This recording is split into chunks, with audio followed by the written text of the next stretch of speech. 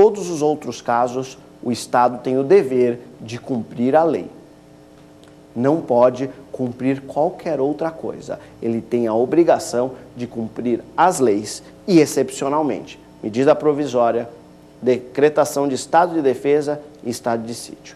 Estado de defesa e estado de sítio estão regulados pelos artigos 136 e 137, ambos da Constituição Federal e, respectivamente, o 136, estado de defesa, e o 137, estado de sítio.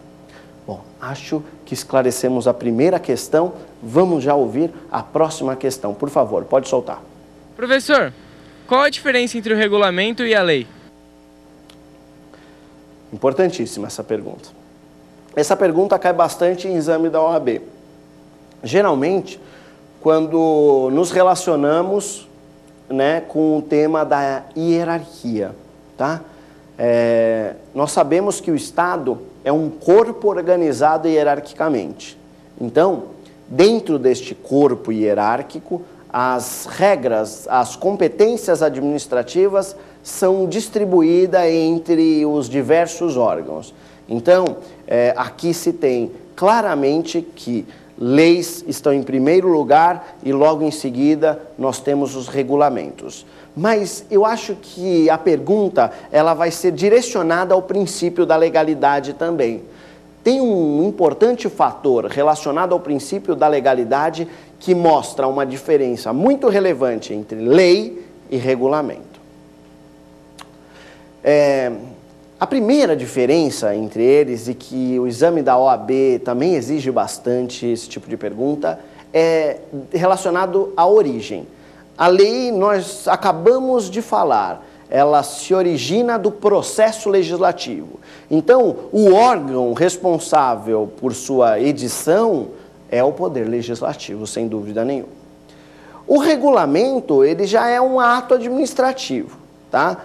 Em que pese todos os poderes realizarem atos administrativos e também realizarem regulamentos, todos os poderes podem realizar atos regulamentares, mas o que é óbvio e o que é evidente é quem exerce essa função de realizar atos administrativos, via de regra, não é nem o legislativo, nem o judiciário, mas sim o poder executivo.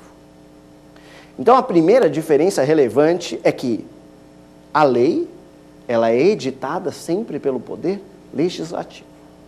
E o regulamento, via de regra, é editado pelo poder executivo. Essa é a primeira diferença. A segunda diferença diz respeito à hierarquia. A lei se posiciona em patamar superior ao regulamento.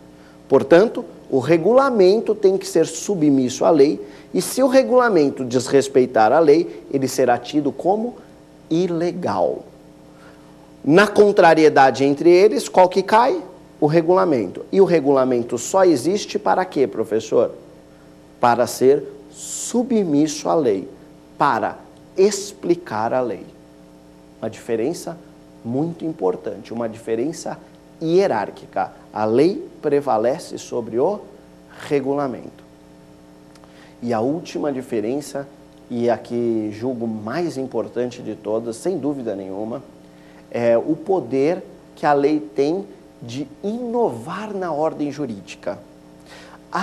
Só a lei pode criar novos direitos e novas obrigações. Obrigações que não foram ainda idealizadas pelo ordenamento jurídico. Ô professor, você tem certeza que só a lei tem essa aptidão, vamos dizer assim, de criar novos direitos e novas obrigações, coisas inovadoras que não foram ainda reguladas? Somente a lei. O ato administrativo, o regulamento, por exemplo, ele não pode criar novos direitos, ele não pode trazer inovações ao ordenamento jurídico, criar novos direitos ou novas obrigações. Por quê, professor? Por que o regulamento não pode fazer isso? Bom, em primeiro lugar, porque o regulamento ele não se presta para isso, ele se presta para explicar as leis. Esse é o primeiro motivo. Mas o motivo mais importante está no artigo 5º, inciso 2. No artigo 5º, inciso 2 diz que ninguém será obrigado a fazer ou deixar de fazer alguma coisa senão em virtude de lei. E quando o dispositivo constitucional do artigo 5º, inciso 2 diz lei, ele não quis dizer regulamento, ele não quis dizer decreto, ele não quis dizer ato administrativo ou qualquer outra coisa. Ele quis dizer mesmo foi lei. Portanto, as pessoas, os cidadãos, somente são obrigados a fazer ou deixar de fazer alguma coisa se em virtude de lei e não de qualquer outro ato administrativo. Acho que esta pergunta está respondida, é uma resposta muito importante. Vamos então, sem perder mais tempo, para a próxima pergunta. Pode soltar. Professor, o nepotismo fere algum princípio de direito administrativo? Olá, a pergunta que nós já abordamos até, no primeiro bloco do programa, o nepotismo, ele fere algum princípio de direito administrativo? Ele fere os princípios expressos do artigo 37 da Constituição Federal? Claro que fere. Na verdade, eu dei um exemplo de nepotismo vinculando com o princípio da moralidade. Moralidade que exige que o administrador não apenas cumpra aquilo que está escrito na norma jurídica. Não. Ele exige mais. O administrador, além de cumprir aquilo que está escrito na norma jurídica, ele tem que ir além, ele tem que agir com ética, agir com senso de justiça, agir com honestidade e agir com boa administração pública. O nepotismo fere em primeiríssimo lugar o princípio da moralidade, porque usar o poder para empregar parentes, que não pode estar certo. Usar o poder para vincular e trazer benefício às pessoas que são de sua família, com certeza, isso não é a atitude correta. O administrador público ele tem que estar pensando no benefício público, no interesse público, e não no interesse da família dele. Pelo amor de Deus, o uso do poder não é assim que funciona. Além disso, se ele está dando privilégios para determinadas pessoas, para os seus familiares, por exemplo, é óbvio que aqui também está sendo aviltado, está sendo ferido, está sendo contrariado o princípio da impessoalidade. O Estado tem que ser impessoal. Não pode beneficiar ou prejudicar determinado administrado. Aqui no nepotismo, é óbvio, o Estado vai acabar beneficiando os familiares desse importante agente público. Geralmente é um juiz, geralmente é um desembargador, um promotor ou alguém da alta cúpula do Poder Executivo, porque goza destes cargos de assessoria, estes cargos de direcionamento, esses cargos que podem ser preenchidos com pessoas de confiança ou com servidores sem concurso público. Tudo bem? Então, enxergue isso.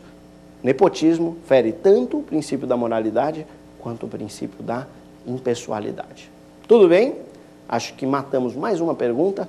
Vamos voltar para o telão. Vamos para a próxima pergunta. Pode liberar. Professor, o princípio da publicidade admite exceção? Admite, sim. Já comentamos isso no primeiro bloco. Na verdade, acho que na primeira pergunta deste bloco eu falei bastante de exceção no direito. Exceção no direito, ela quase que não é uma exceção, ela quase que é uma regra já. Mas é isso mesmo. No direito nós temos muitas exceções. O princípio da publicidade é uma regra que admite, sim, exceções.